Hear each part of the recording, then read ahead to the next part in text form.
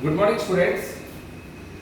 In the last classes, in the last class, we completed the salient features of phylum Chordata. Let us see, in this class, we are going to discuss about the classification of phylum Chordata. If you take phylum Chordata, if you take this phylum Chordata, it is mainly classified into three subphylums.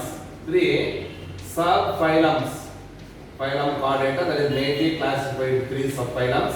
One is subphylum Urochordata.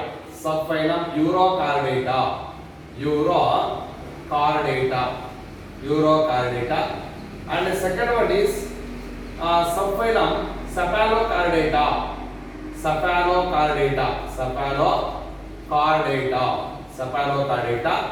And third one is subphylum Vertebrata. So these are the three subphylums will come under the phylum Chordata. One is Urochordata. So example for Urochordata. What do you mean by this Urochordata? Let us, you can take these two. Subphylum Chordata are mainly classified into three subphylums. One is subphylum Urochordata. Second one is subphylum Cephalochordata. And third one is subphylum Vertebrata. You take these two. Now, Urochordata and Cephalochordata. If you take these two, subphylum Urochordata and subphylum Cephalochordata, they were commonly called as protochordates. You are now protochordates ಅಂತ ಕರೀತೀವಿ. These are the first chordates ಅಂತ. ಅಂದ್ರೆ light ಆಗಿ vertebral column ಬಂದಿರುತ್ತೆ. Perfect ಆಗಿ ಬಂದಿಲ್ಲ. So here this Urochordata and Cephalochordata, they were commonly called as protochordates. Let us see one by one. What do you mean by this Urochordate? Why it is so called as an Urochordates? ಇಲ್ಲಿ ಯೂರೋಕಾರ್ಡದಲ್ಲಿ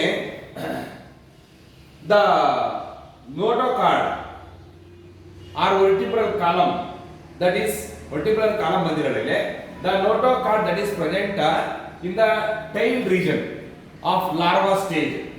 ಇಲ್ಲಿ euro ಅಂದ್ರೆ ಏನು? tail region. Card ಅಂದ್ರೆ notochord. Here the notochord is present.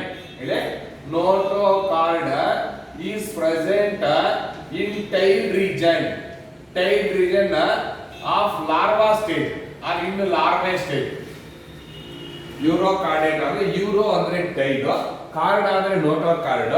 ಅಂದ್ರೆ Urochordata ಅಂದ್ರೆ the notochord is present in the tail region of or during larva stage.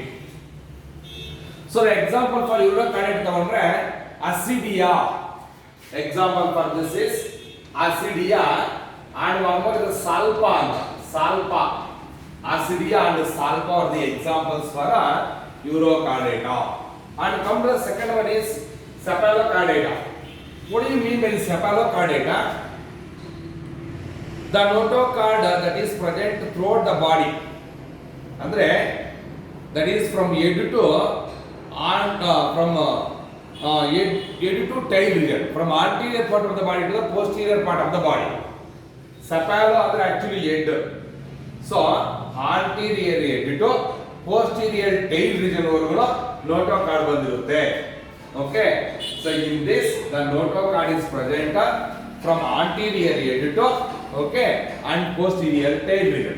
So example for this is cephalochordates is branchistoma. Example is branchistoma, and one more is Amphioxus. Okay, it is also called a lancelet. It is also called a lancelet. Nodile Cephalochordata andre the notochord is present from anterior, it is present along the body. Okay, the notochord is present throughout the body, along the body. So that is from anterior head to posterior tail region ವರೆಗೂ ಬಂದಿರುತ್ತೆ. ಯಾವುದು ನೋಡೋಣ.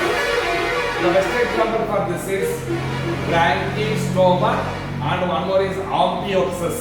Right? branchiostoma or opioxus. Opioxus were also called as lanceolate ಅಂತ ಕರೀತಾರೆ. Let us will go for the vertebrata. Vertebrata ಬಂದ್ರೆ vertebrata in which the notochord is replaced by vertebral column. ಇಲ್ಲಿ notochord ಬರಲ್ಲ, that is replaced by vertebral column during the embryonic period.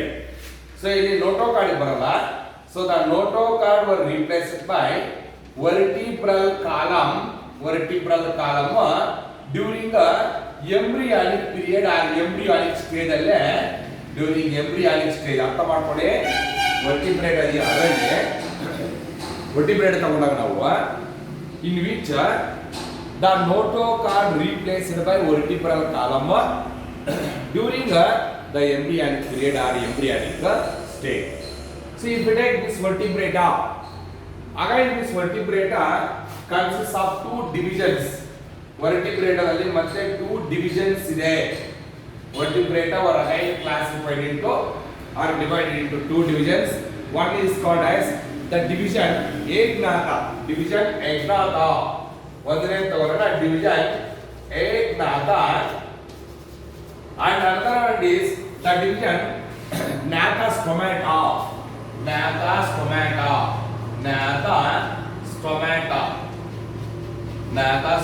ಅರ್ಥ ಆಗಲ್ವಾ? So vertebrata ತಗೊಂಡಾಗ ನಾವು vertebrata were again classified into two divisions. One is Egnatha and the second one is Gnathostomata. What do you mean by this Egnatha? ಅಂದ್ರೆ jawless mouth. The mouth is not supported by jaws. ಅದಕ್ಕೆ ನಾವು jawless mouth ಅಂತ ಕರೀಬಹುದು. jawless mouth. So the best example for Egnatha.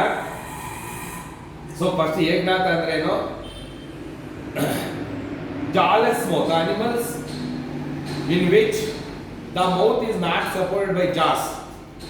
ಅದಕ್ಕೆ jawless mouthed animals ಅಂತ ಕರೀಬಹುದು. So it consists of only one class. ಯಾವುದು ಏಕನಾಥದಲ್ಲಿ ಒಂದೇ ಒಂದು class ಇದೆ, class Cyclostomata.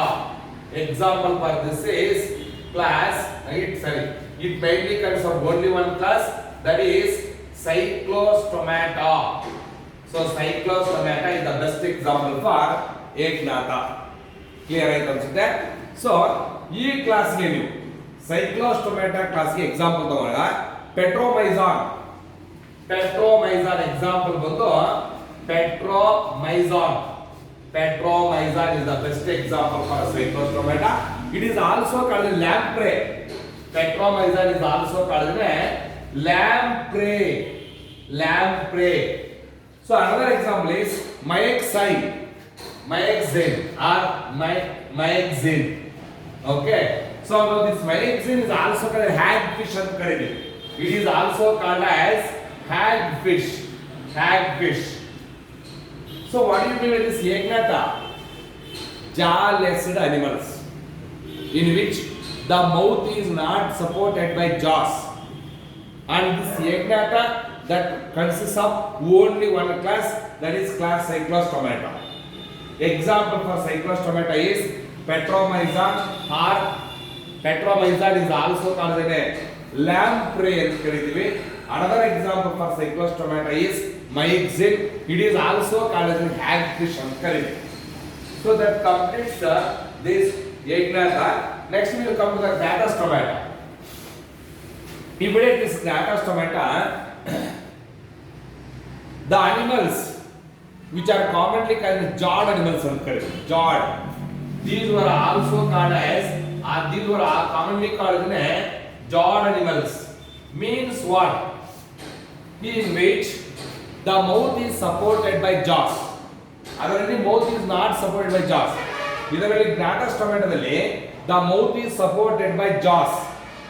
Such what division is called Gnathostomata. So this Gnathostomata again consists of two super classes.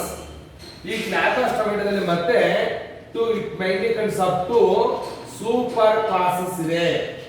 Again it is divided into two super classes. One superclass is superclass Pisces.